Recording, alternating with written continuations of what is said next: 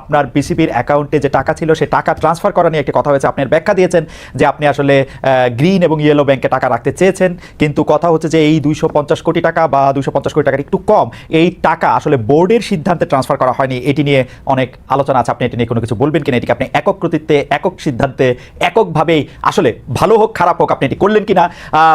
আপনি আমাকে অনুমতি দিলে একটু এটা এরকম বলতে পারি, ওই ব্যাংকগুলি যে ব্যাংকগুলিতে আপনি টাকা রাখলেন তাদের থেকে আপনি বিশেষ কোনো সুবিধাও পেলেন কিনা? যদি ওই প্রশ্নটি করতে আমার একটা অস্বস্তি হচ্ছে, তারপরও ফারুক ভাই আপনি বলি আমি এটা করলাম, আপনি নিশ্চয়ই এই ব্যাপারটা আমাদেরকে একটু বললেন যে টাকা ট্রান্সফার আপনি একক সিদ্ধান্তে করলেন কিনা, দুই হচ্ছে এই টাকা ট্রান্সফার করে আপনি কোনো বিশেষ সুবিধা পেলেন কিনা ফারুক ভাই?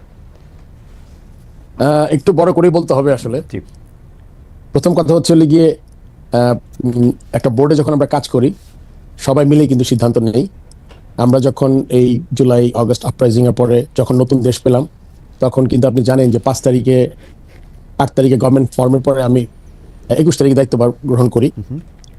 আপনারা জানেন যে আমাদের তখন দেশের অনেকগুলো ব্যাংক রেড জোন, আমরা জানি যে ব্যাংক খালি হয়ে গেছে বিগত গভর্নমেন্টের কাছ থেকে, প্রায় অনেক ব্যাংকে টাকা নেই। ওই দুশ্চিন্তা থেকে আমরা প্রথম থেকেই, জিনিসটা আমার মাথায় এসছে প্রথম, কিন্তু এর মাঝখানে আমাদের আরো ডিরেক্টররা সতর্ক করেছে যে আসলে বাংলাদেশ ব্যাংকের রেটিং এসছে, এখানে টাকা নেই, এখান থেকে সরাতে হবে, দিতে হবে। সেখানে কিন্তু ওই কথাটা টিকে না যে আপনি একক সিদ্ধান্ত হয়েছে। এখানে দুটো জিনিস খুব ইম্পর্টেন্ট, আপনাদের সবাইকে বুঝতে হবে। প্রথম, আমি চিন্তা করেছি অ্যাজ এ বোর্ড প্রেসিডেন্ট, কেননা সবার দায়ভার আছে আমাদের, কিন্তু প্রথম দায়ভার কিন্তু আপনার কর্তা ব্যক্তি যিনি হেড অফ দ্য অর্গানাইজেশন। সেক্ষেত্রে আমার মাথায় চিন্তাটা এসছে এবং আমার বোর্ডের বিভিন্ন মানুষ থেকে পরামর্শ পেয়েছি আমি। এটা কোনো বোর্ড মিটিংয়ে না, এটা হলে গিয়ে বিভিন্নভাবে যে আমরা যখন ঢুকেছি কি কি করতে পারি। প্রথম মাথায় যেটা এসছে সেটা হচ্ছে আমাদের অন্য বোর্ড ডিরেক্টরদের মতোই আমারও, যে আমাদের প্রথম টাকাটাকে সিকিউর করতে হবে। আমরা জানি বেশ কিছু ব্যাংকে তখন তারল্য সংকটে ভুগছে এবং নাই বললেই চলবে।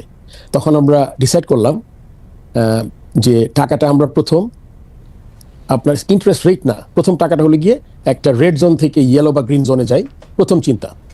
তারপরে চিন্তা আসলো আমার মাথায় যখন দেখলাম ওখানে ইন্টারেস্ট রেটও বেশ কম, 8 থেকে 9, 7.5 আছে, সরকারি ব্যাংকও আছে ওখানে। সো ওই ভয় থেকে আমরা চিন্তা করলাম যে আমাদের ব্যাংকে টাকাগুলো আগে নিয়ে যাই, তারপর আমরা রেটের ব্যাপারে আসলাম যে ইন্টারেস্ট রেট যদি বেশি পাওয়া যায় তাহলে আমাদের বোর্ডের আপনার ইনকাম বাড়বে। থার্ড যেটা চিন্তা করেছি, যেটা আমার আগের যারা বোর্ডে ছিলেন, যদিও আগের বোর্ডের মানে এখন আমি আগের বোর্ড নিয়ে কাজ করছি, 8 জন আগের বোর্ডের, আর 15 জন দেশ থেকে চলে গেছেন। তারা যখন যে কাজটা করেছেন তাদের থেকে আমি তখন মনে করেছিলাম যে যদি ইন্টারেস্ট রেটটা বেটার হয়, তারা ব্যাংকে আমরা টাকা রাখবো শুধু ইন্টারেস্ট রেট দেখে না, তাদের থেকে আমাদের ব্যাংকে স্পন্সরশিপ, কারণ আপনি জানেন ইনফ্রাস্ট্রাকচার ডেভেলপমেন্টে you need sponsors which is a very integral part of the board.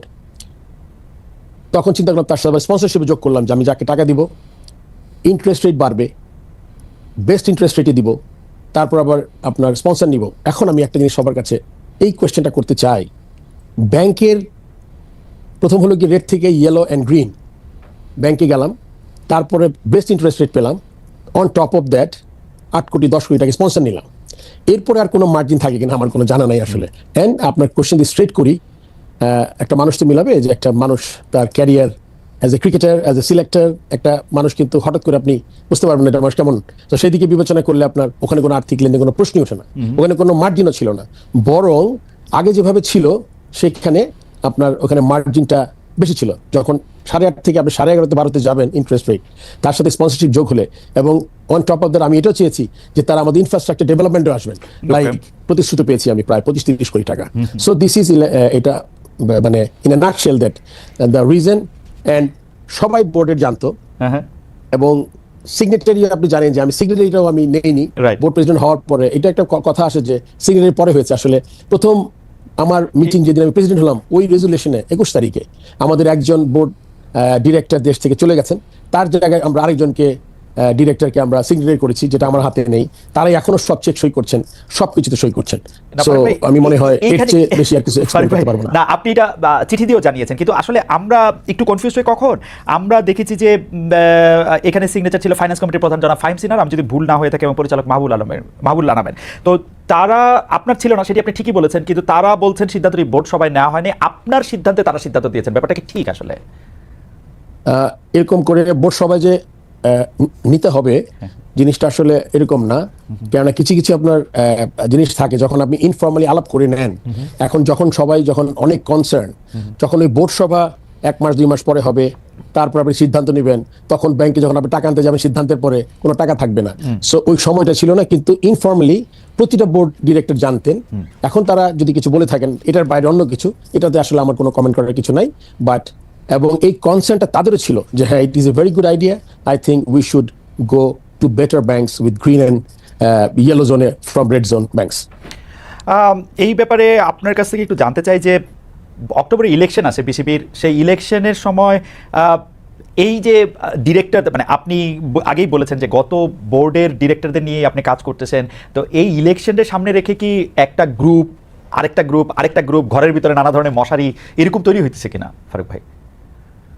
বা আপনিও আসলে যেহেতু মানে আমরা জানি, যদ্দূর জানি আর কি, আপনি নিজেও আসলে এই ইলেকশনে প্রতিদ্বন্দ্বিতা করবেন হয়তো, তো সেইটা একটা প্রভাব বিস্তার করতেছে কিনা গ্রুপ?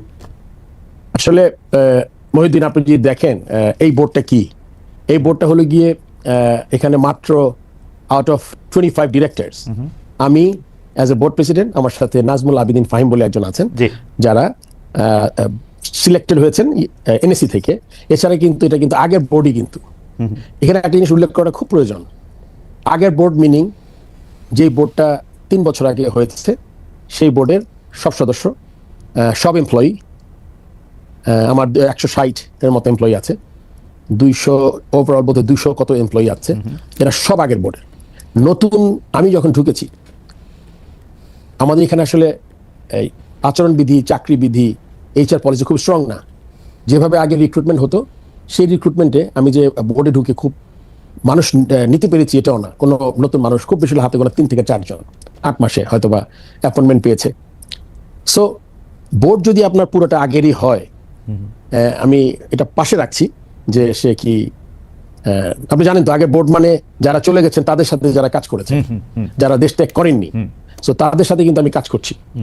আপনি যদি বলেন যে গ্রুপ, আমি কিন্তু একটা গ্রুপ, মানে ইনফ্যাক্ট আমার সাথে আরেকজন আছেন, আমাদের 2 জন কিন্তু নতুন, আর the whole set up is the same.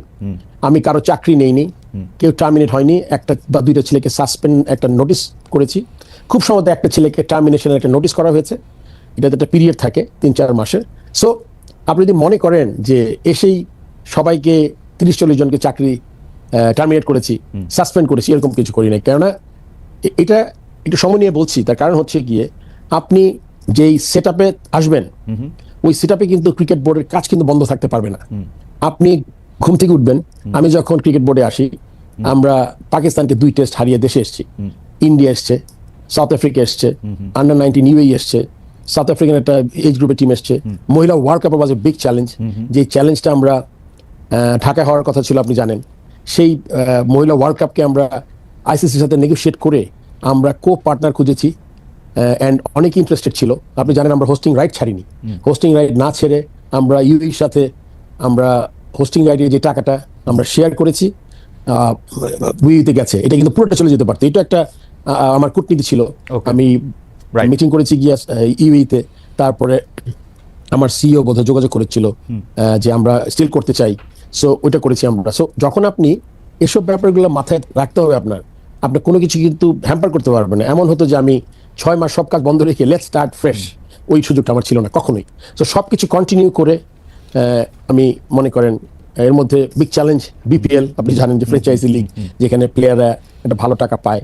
So আমি কিন্তু আমার সবকিছু করতে চেয়েছি যা আগের মতো করেছি, এবং তখন সাহায্য 25 থেকে 8-9 জন, আমার সহ 10 জন, এবং এরাও যে মানে খুব অ্যাক্টিভ ছিল এটা